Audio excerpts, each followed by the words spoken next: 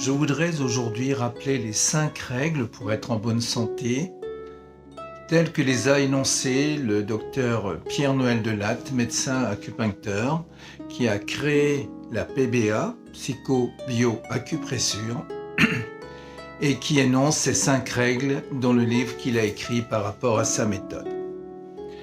Première règle, ne pas stresser.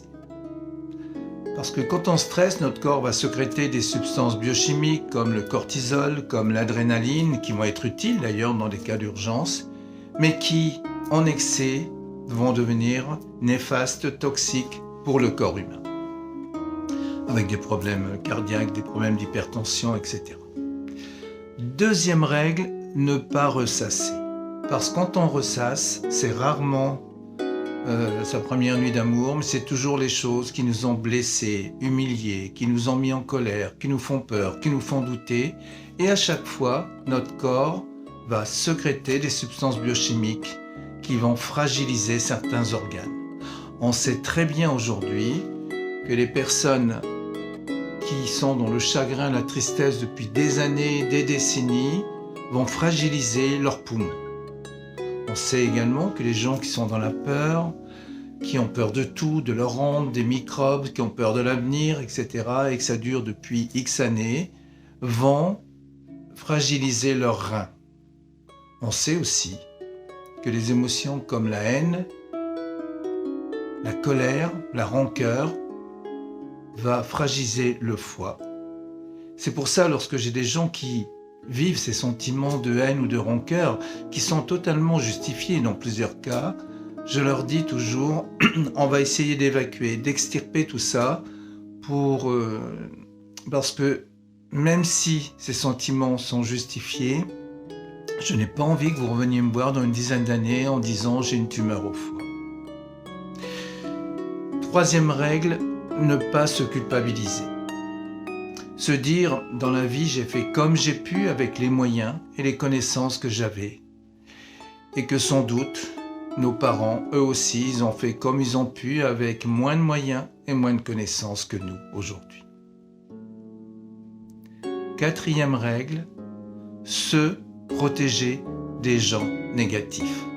Par gens négatifs, on entend personnalités toxiques, pervers narcissiques, profiteurs, manipulateurs, jaloux, envieux, vampires d'énergie, etc.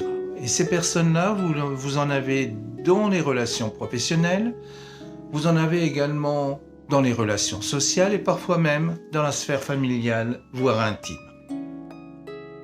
Alors, il y a des techniques pour arriver à se protéger de ces gens-là et ne pas prendre au premier degré leur impact.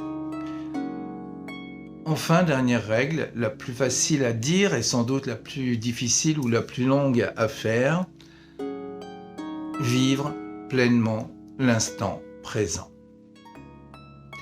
Si on regarde un petit peu les différentes philosophies, différents écrits, que ce soit philosophie orientale ou occidentale, qu'on fasse référence à Gandhi, le Dalai Lama, ou même à Eckhart Tolle, qui l'a écrit dans de plusieurs ouvrages, vivre pleinement l'instant présent est l'élément essentiel pour vivre bien, pour vivre mieux.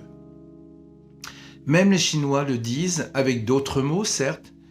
Les Chinois, ils disent « hier, c'est derrière. Demain, c'est un mystère. Aujourd'hui est un cadeau, c'est pour cela qu'on l'appelle le présent. » J'ai mis 65 ans pour y arriver, donc vous avez tout l'avenir devant vous pour le faire.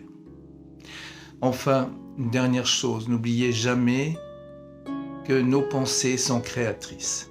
Si vous êtes dans des pensées négatives, de peur, de doute, de colère, de rancœur, etc., vous allez diminuer vos énergies et avec la loi de l'attraction universelle qui attire tout de même niveau, vous n'allez attirer que des énergies basses. En d'autres termes, vous n'allez attirer que des merdes dans votre vie.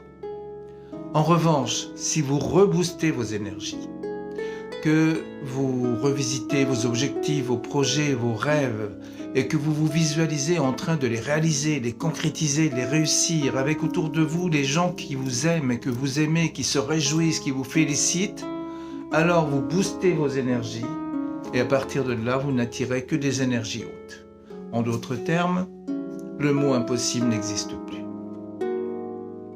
Alors, plein de bonnes choses pour vous et beaucoup de meilleures en respectant ces quelques principes très accessibles et très faciles.